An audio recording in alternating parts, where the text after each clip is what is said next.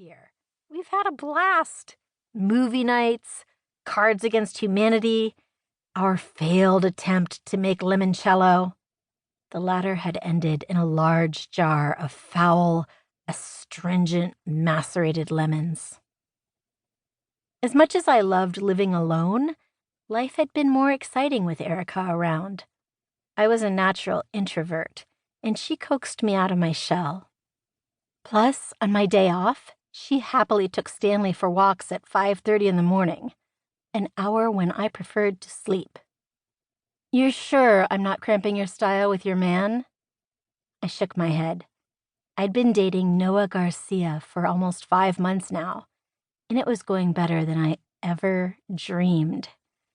Okay, he was up there as one of my favorite things, along with Stanley and coffee.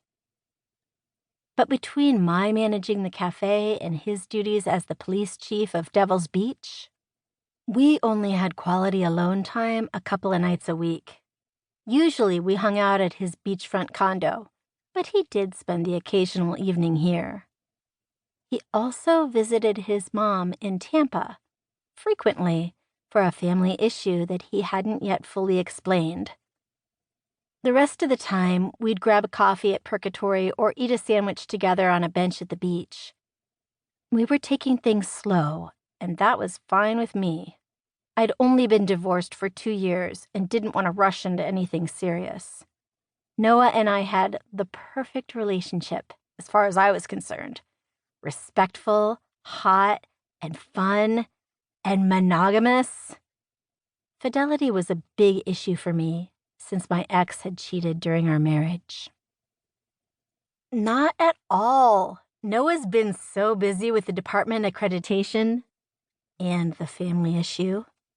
Admittedly, I was a little salty he hadn't told me more about why he needed to go to Tampa so often on his days off.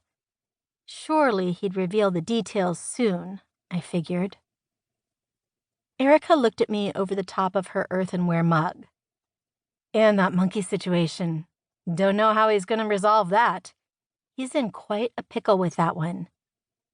"Yeah, they've really been a pain in his butt. It's a total public relations nightmare for the police department and the entire town." A colony of wild monkeys lived on the island's nature preserve. Lately, they'd been aggressive with tourists who'd clamored to take selfies with the primates.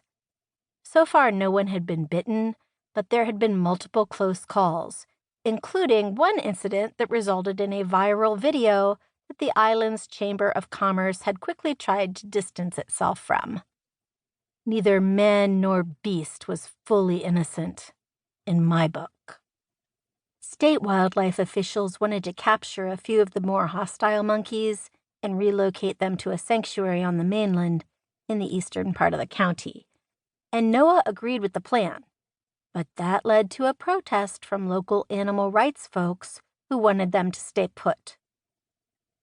I saw both sides of the issue, but as an up-and-coming business owner in town, I'd tried to stay out of the fray, which had recently escalated to people dressing in monkey costumes and parading down Main Street in a silent protest every week, while holding bananas.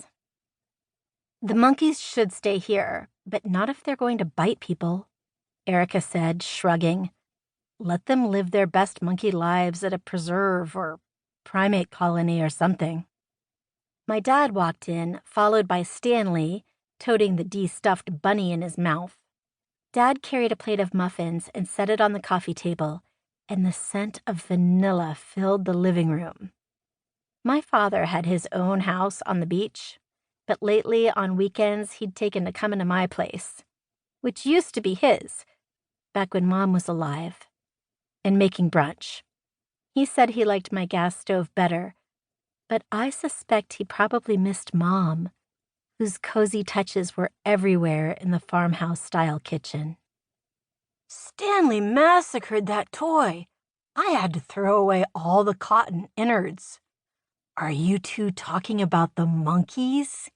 he asked. I winced.